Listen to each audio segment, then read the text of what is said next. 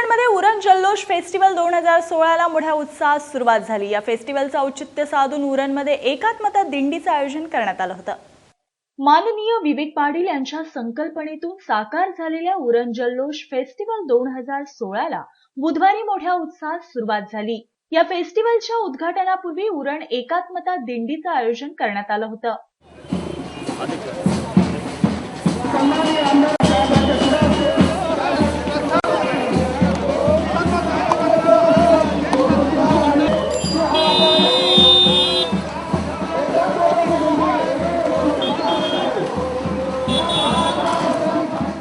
या दिंडीच्या माध्यमातून एकात्मतेचा संदेश देण्यात आला।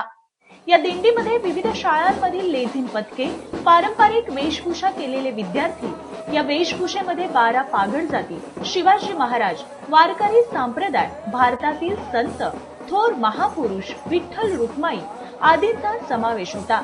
या पारंपरिक वेशभूषेतील भव्य शोभायात्रेनं सर्वांचंच लक्ष वेधून घेतलं।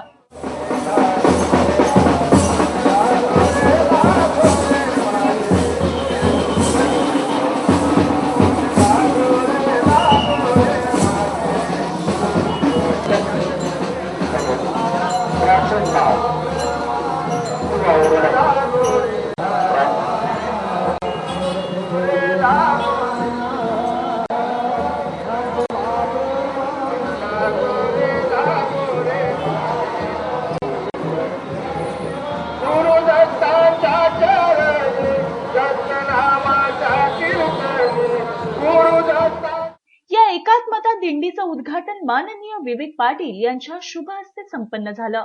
यावेळी या दिंडीमध्ये सहभागी झालेल्या उरण तालुका शेतकरी कामगार पक्षाचे चिटणीस महादेव घरत यांच्याबरोबर आमच्या प्रतिनिधींनी खास बातचीत केली आहे। उरण जल्लोष फेस्टिवल साहेबांची आमदार विवेक पाटील साहेबांची संकल्पना होती उरणमध्ये चांगला फेस्टिवल आयोजित करायचा आणि त्या दृष्टीने ही संकल्पना मांडली आणि आज तो दिवस उजाडला।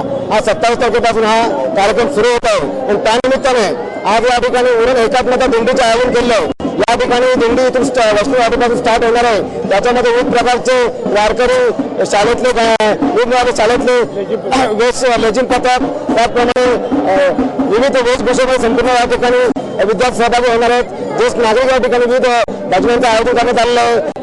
या ठिकाणी असणाऱ्या दिंडीमध्ये बैलगाडी, त्याचप्रमाणे शिवाजीचे संपूर्ण चलचित्र रेखाटलं आणि या माध्यमातून ही दिंडी जाऊन त्या ठिकाणी मैदानात पोहोचणार आहे। येत्या 27 ते 31 तारखेपर्यंत हा कार्यक्रम चालणार आहे। त्याचबरोबर रायगड जिल्हा परिषदेचे उपाध्यक्ष अरविंद म्हात्रे यांनी देखील आपल्या भावना आमच्या कॅमेऱ्यासमोर व्यक्त केल्या आहेत।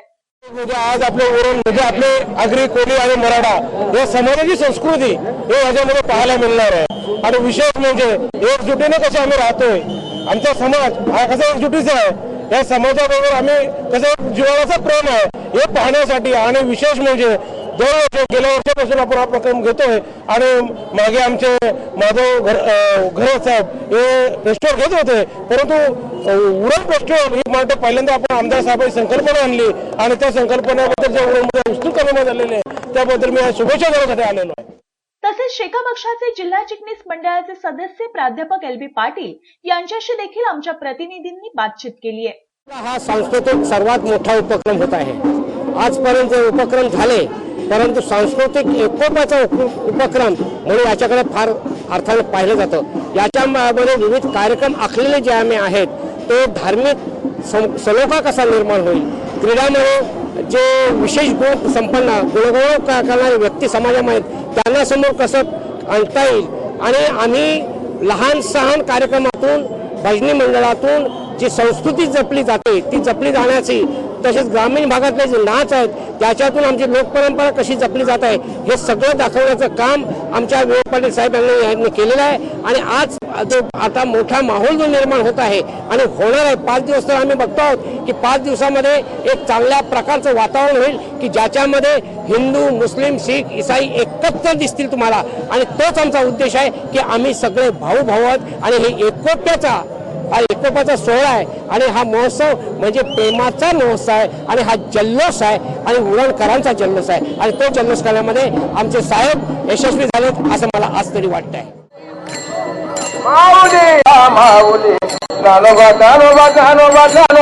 अशा प्रकारे या भव्य एकात्मता दिंडी शेका पक्षाच्या पदाधिकाऱ्यांसह कार्यकर्ते तसेच उरणमधील अभाग वृद्ध मोठ्या उत्साहाने सहभागी झाले होते।